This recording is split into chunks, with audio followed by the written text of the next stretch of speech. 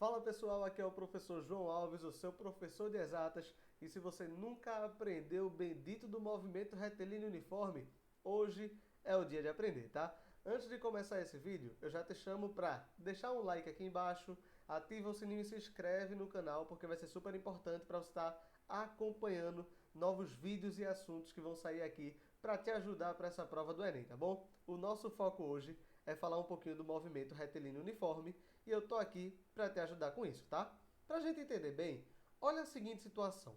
Eu tenho aqui o meu queridíssimo amigo Flash no tempo zero, olha que é 0 segundos, e ele está numa posição que a nossa reguinha aí dos espaços marca como sendo 0 metros, é o marco inicial das posições. Depois de 10 segundos, nós vemos que o Flash chega na posição 100 metros. No tempo de 20 segundos, ele chega na posição 200 metros. No tempo de 30 segundos, ele chega na posição 300 metros. A gente olhando para esse movimento, tem algo que ressalta aos nossos queridos olhos, que é o seguinte. A cada intervalo de tempo de 10 segundos, o Flash ele continua andando o mesmo espaço de 100 metros. Essa é a definição de movimento uniforme. No movimento retilíneo uniforme, teremos uma trajetória retilínea e em cada intervalo de tempo igual, nós teremos um deslocamento igual. Isso vai ter tudo a ver com o conceito de velocidade. Lembra que velocidade é deslocamento por tempo? Logo, se a cada tempo igual ele anda o mesmo espaço, logo a velocidade em cada trecho do meu percurso será constante. Mas fica calmo que a gente vai aprofundar esses conceitos, tá bom? Então, sempre que eu vou analisar um movimento, eu vou ter um sentido no qual eu chamarei de positivo, aí é como se tivesse uma reguinha, 0, 100, 200 e aí por diante. Se o movimento vai a favor desse sentido ou contrário, nós daremos uma certa classificação. Acompanha comigo. Sempre que o Flash se movimenta no mesmo sentido da nossa reguinha, chamaremos esse movimento de progressivo, pessoas. Para esse caso, nós teremos que a velocidade nesse movimento será positiva. Então, se tu fez alguma questãozinha, chegou lá, velocidade positiva, significa que o movimento ele é progressivo. O Flash está andando para frente. Quando isso acontece ao contrário, o movimento é chamado de retrógrado e a velocidade será negativa. Imagina que tu tá na BR e tu tá no quilômetro 60 e tu começa a se deslocar, quilômetro 50, 40, ou seja, tu tá indo no sentido contrário da marcação da BR. Isso te daria uma velocidade negativa, o que nada mais está nos dizendo do que o sentido do teu movimento. Então lembra, movimento progressivo, eu estou indo para frente, os espaços aumentam. Movimento retrógrado, as posições irão diminuindo, eu estou indo no sentido contrário à minha marcação. E isso vai ter tudo a ver com os valores da velocidade. Fica ligado porque isso pode ser cobrado de maneira conceitual na tua prova de vestibular, beleza? Então anota aí. João, qual é o conceito de velocidade média? Se você assistiu minha aula sobre conceitos iniciais de cinemática, você já deve ter visto direitinho o que é velocidade média. Eu falo um pouquinho lá, então volta aqui no canal e olha. Mas eu relembro, tá bom? Velocidade tem a ver com o quanto que você se desloca em um certo período de tempo. Então, ela é diretamente proporcional ao seu deslocamento e inversamente proporcional ao intervalo de tempo no qual você se desloca. Então, a gente define velocidade média como sendo o famosíssimo ΔS pelo ΔT. No caso do Flash, nosso amigo, olha, a gente tem um ΔS de 100 metros a cada intervalo de 10 segundos. Se tivéssemos que calcular a velocidade média do Flash, nós teríamos que ΔS são 100 metros em cada intervalo de 10 segundos. Fazendo essa divisão, olha, chegamos no valor de 10 metros por segundo, tá bom? João, se eu analisasse um intervalo completo, olha, tu teria 20 segundos de intervalo de tempo, 200 metros de deslocamento. Quando tu faz, olha, 200 metros por 20 segundos, chegará na mesma velocidade, porque essa é uma característica do movimento uniforme. Consideramos a velocidade constante durante todo o percurso. Aí você olha para mim e pensa, poxa, João, metro por segundo. Interessante que quando a gente anda no carro, por exemplo, o velocímetro ele marca em quilômetros por hora. Eu posso usar qualquer uma das duas unidades? Depende da questão, tá? Tu vai sempre avaliar quais são as unidades das grandezas que ele te dá na questão. Baseado nessas unidades, tu vai trabalhar com as unidades que ele te pede, tranquilinho? E se eu tiver que converter, João, de metro por segundo para quilômetros por hora? Fica calmo que isso aqui a gente desenrola. Imagina, né, que tu tem um certo valor em quilômetro por hora, beleza? Tu tem esse valorzinho aqui. Para eu passar para metro por segundo, olha, eu sei que 1 quilômetro vale 1.000 metros e 1 hora vale 3.600 segundos. Então imagina, x quilômetros por hora são x 1.000 metros por 3.600 segundos. Olha, transformei quilômetros em metros e horas em segundos. Tá aqui. Se eu faço essa divisãozinha, eu vou ter que x quilômetros por hora vai ser x dividido por 3,6 em metros por segundo. Daí vem essa famosíssima relação que você aprende na escola. Quando eu quero passar um valor de quilômetro por hora para metro por segundo, eu divido por 3,6, olha. X quilômetros por hora em metros por segundo, olha, dividido por 3,6. Caso contrário, eu passaria multiplicando, eu tenho que um valor em metros por segundo para passar a quilômetros por hora, eu vou multiplicar por 3,6. Então fica ligado nessas relações que vai aparecer bastante nos teus vestibulares. Deixa eu te dar uma dica, que muita gente não diz, mas eu vou te falar. Normalmente, questões de movimento uniforme são questões fáceis de resolver.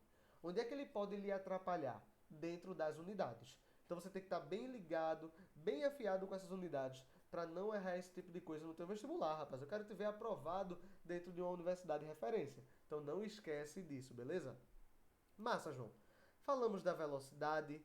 Tu falou um pouquinho da posição. Falei. Vou te falar mais agora quando se fala de função horária. Olha, quando a gente está na cinemática e a gente quer descrever os movimentos, nós focamos em falar sobre 3 grandezas. Falamos da velocidade, falamos da posição e falamos da aceleração. Até agora eu te falei, olha, a velocidade ela é constante durante todo o movimento. A gente calcula como a velocidade de escala média sendo ΔS sobre ΔT. Massa, João. Isso eu já anotei. Tu não falou nada de aceleração. Meus amores, a gente vai falar um pouquinho mais da aceleração na próxima aula, que é sobre movimento uniformemente variado. Mas saiba que a aceleração é uma grandeza que muda a velocidade, tá bom? Lembra lá no carro, tu enfia o pé no acelerador, a velocidade muda. Então, a aceleração muda a velocidade. No nosso probleminha de movimento uniforme, a velocidade não muda. Logo, eu não tenho aceleração. Fica ligado, olha, velocidade constante, aceleração nula. Só falta falar da posição, que é o nosso deslocamento, o nosso espaço. Como a gente faz isso? Acompanha comigo, tá? A gente viu que velocidade média é ΔS sobre ΔT. Agora eu quero descrever a minha posição. Eu quero saber a respeito do meu S, olha. Então esse T que está dividindo, eu vou passar multiplicando. Eu vou ter que ΔS é a velocidade vezes o tempo. Tranquilo?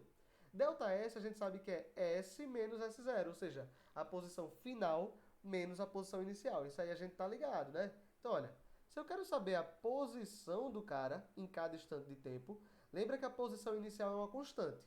Imagina, tu partiu do quilômetro 10 da BR. Essa posição inicial não muda, tu partiu do quilômetro 10. O que muda é a tua posição atual. Eu quero saber esse carinha.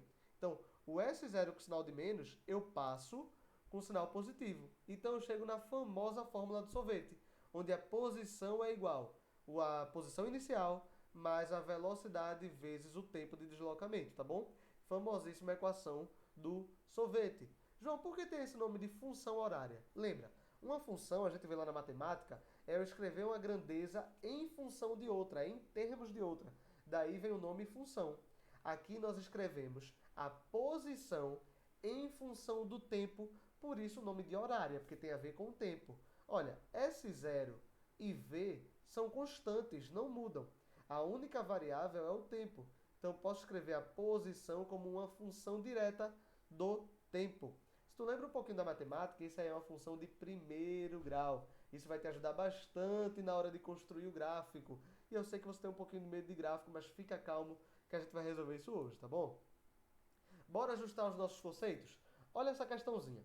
A tabela a seguir mostra as funções horárias do movimento uniforme. Encontre a função horária dos movimentos restantes conforme o modelo dado. Olha só, ele vai estar me dando a posição inicial, que ele chama de espaço inicial, a velocidade em módulo e o tipo do movimento. Precisamos escrever a função horária. Lembrando que a função horária vai ser S0, mais ou menos, né? Lembra, movimento progressivo, sinalzinho positivo. Movimento retrógrado, sinalzinho negativo. mais ou menos a velocidade vezes o tempo. Bora lá. Nessa segunda questão, aqui nesse segundo caso, a posição inicial é menos 8, a velocidade é 6, mas é retrógrado. Então vai ficar, olha, a posição vai ser menos 8, sinalzinho de menos porque é retrógrado, olha, menos 6 vezes t. Nesse daqui, olha, eu tenho a posição inicial igual a menos 6, a velocidade é 9 e o movimento é retrógrado. Então fica menos 6 menos 9 vezes t. Lembra? S0 mais ou menos VT. Fica ligado para não errar, tá bom? Nesse terceiro, olha, eu tenho 12 progressivo, sinalzinho de mais 4 vezes t. Essa é a função horária. No último, olha, movimento progressivo, velocidadezinha positiva e a posição inicial está aqui. 4 mais 5t. Escrevemos a função horária para cada um dos casos, onde ele me dá a posição inicial e a velocidade. Percebe que quando a gente está falando desse tipo de movimento, ele é meio que determinístico. Se você me fala qual é a posição inicial do cara e a velocidade dele, eu consigo saber onde ele está em qualquer instante de tempo a partir da função horária da posição, beleza? Bora para a parte que eu sei que tu tem medo, que é o gráfico? Pessoas, é mais fácil do que parece. Gráfico de posição por tempo. O nosso flash voltou aqui, olha, no seu movimento. No t igual a 0, a posição dele é 0. Então, na posição 0, 0 aqui, eu vou marcar um pontinho. Tá aí meu pontinho no gráfico. Quando t é igual a 10 segundos, a posição do flash é 100 metros. Vou marcar aí no gráfico, junto às retinhas, marco o ponto. Quando t é igual a 20 segundos, olha, 20 segundos, a posição do flash está em 200 metros. Marco mais uma vez o ponto. Agora, nós vamos juntar esses pontos e ver que figura aparece nesse gráfico. E claramente dá para ver que é uma reta, tá bom? Lembra que o gráfico de posição por tempo sempre vai ser uma reta no movimento uniforme. Porque a equação horária da posição ela é uma função de primeiro grau. E se você lembra lá da matemática, o gráfico da função de primeiro grau é sempre uma reta, meus amores. João, mas a reta é sempre crescente? Fica calmo que eu vou falar sobre isso. Quando a reta está crescendo, o movimento é progressivo. Quando a reta está decrescendo, movimento retrógrado. O que é que isso me diz? Que quando a reta cresce, a velocidade é positiva. Quando a reta decresce, a velocidade é negativa. Deixa eu te dar mais um bizu. O ponto no eixo em pé, olha, no eixo S, onde a retinha bate, vai ser tua posição inicial. Por exemplo, aqui, ó, esse pontinho seria a posição inicial, esse valor. Aqui, olha, a posição inicial é 0, porque quando ela bate no eixo S, está na posição 0. Sacaram isso direitinho? E outra, se a velocidade tem a ver com crescer ou decrescer, ela tem a ver também com a inclinação desse gráfico, pessoas. Então, olha o gráfico aqui, ó. Eu consigo achar a velocidade como sendo a tangente do ângulo de inclinação do teu gráfico. Eu estou até na frente, deixa eu ir para o lado que você consegue ver melhor. Aqui você consegue ver melhor esse gráfico. Então, a velocidade tem a ver com a inclinação dessa reta. Se a velocidade é positiva, a reta cresce. Se ela é negativa, a reta decresce. Você consegue calcular como a tangente da inclinação. Lembra, tangente é cateto oposto sobre cateto adjacente. É o que está exatamente aqui, olha. Delta S, a variação de posição, sobre variação de tempo. Ficou fácil, não foi esse gráfico da posição? Se tu pegar uma questão do Enem e o gráfico de posição por tempo é uma reta, pode matar movimento uniforme, velocidade constante, tá bom? João, e o gráfico da velocidade? Aí é mais fácil do que tudo. Se a velocidade é constante, meus amores, ela não muda, ela é uma reta horizontal. No movimento progressivo, é uma constante positiva, olha, tá aqui em cima, acima do zero, positiva. No movimento retrógrado vai ser constante e negativa.